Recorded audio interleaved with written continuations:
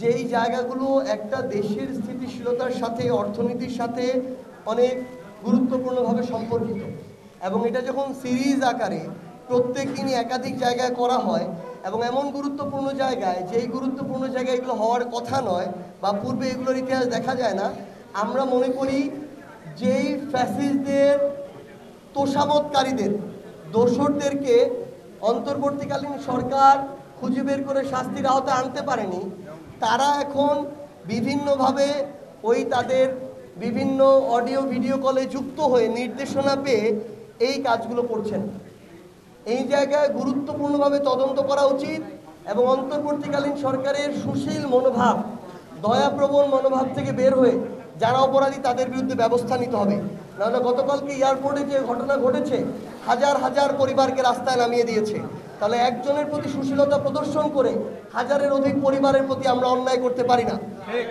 আমরা অন্তর্বর্তীকালীন সরকারকে একটু শক্ত এবং দৃঢ়ভাবে ব্যবস্থা নিতে দেখতে চাই, তাহলে নির্বাচনকালীন সময়ে তাদের প্রতি রাজনৈতিক দল এবং জনগণের একটা আস্থা তৈরি হবে।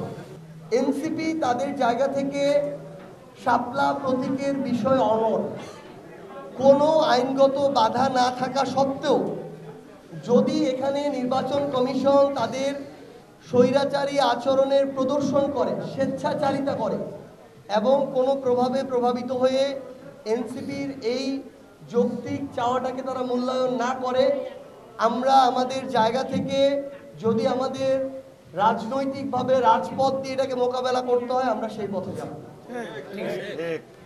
এনসিপিকে আজকেও আমাদের একটা প্রতিনিধি দল এনসিপি নির্বাচন কমিশনে গিয়েছিল, আমরা আজকেও আমাদের লিখিতভাবে কথাগুলো জানিয়ে এসেছি। শাপলা দিতে কোনো আইনগত বাধা নেই। যারা আইনজ্ঞ, আইন নিয়ে গবেষণা করেন, আইন তৈরি করেন, এরকম অনেকের সাথে আমরা বারংবার কথা বলেছি। যদি নির্বাচন কমিশন কোনো প্রভাব দ্বারা প্রভাবিত না হয়, তারা এটি এনসিপিকে দিতে পারে। সো আমরা স্পষ্টভাবে এখনও চাই এবং আমরা বিশ্বাস করি এনসিপি শাপলা প্রতীক নিয়ে আগামী নির্বাচনে অংশগ্রহণ করবে। খুব স্বাভাবিকভাবেই বাংলাদেশের জনগণের যেটা আকাঙ্ক্ষা ছিল, সেই আকাঙ্ক্ষাকে ধারণ করে বর্তমানে যারা এনসিপির নেতৃত্ব দিচ্ছে, তারা জুলাই অভ্যুত্থানের সামনের সারিতে প্রত্যেকটা দিনের কর্মসূচি দিয়েছিল। এনসিপি দৃঢ়ভাবে বিশ্বাস করে যতক্ষণ আমরা জনগণের আকাঙ্ক্ষাকে ধারণ করব, ততক্ষণই আমাদের অস্তিত্ব এই বাংলাদেশে থাকবে, আমরা রাজনীতিতে প্রাসঙ্গিক থাকব।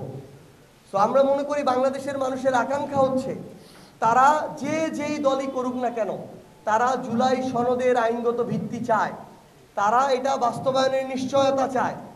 ইভেন যে রাজনৈতিক দলগুলোর নেতৃবৃন্দ সেখানে স্বাক্ষর করেছে, তাদের নেতাকর্মীরাও এখন কথা বলছে যে এই দায়সারা স্বাক্ষরের মধ্য দিয়ে জুলাই সনদের আদৌ বাস্তবায়ন হবে কিনা।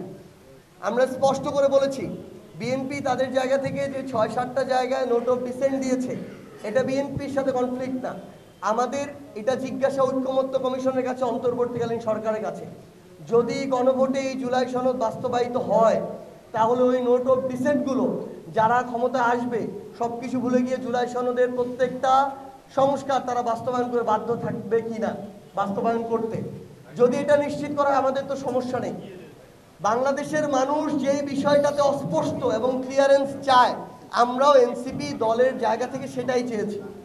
সো অন্তর্বর্তীকালীন সরকার যদি এগুলোকে পাশ কাটিয়ে যেতে চায়, আমরা বিশ্বাস করি জনগণ এর বিপক্ষে অবস্থান নিবে, এনসিপি জনগণের সাথে থাকবে।